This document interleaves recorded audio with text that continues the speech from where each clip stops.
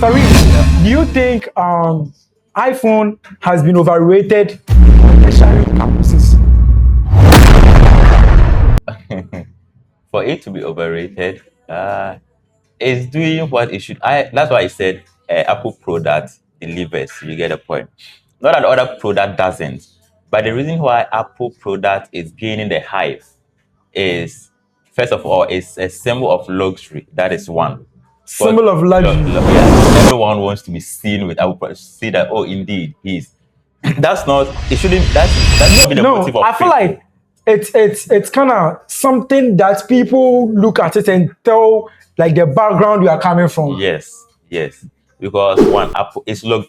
Everyone is on Apple products, so you being in the particular ecosystem, at least prove something. That is to people. Is it true? Yeah, but that is to people the perception. Is You get? it true? Because right now, I was there when you came to buy an AirPod, Okay. 2,000, almost to 3,000 Ghana cedis.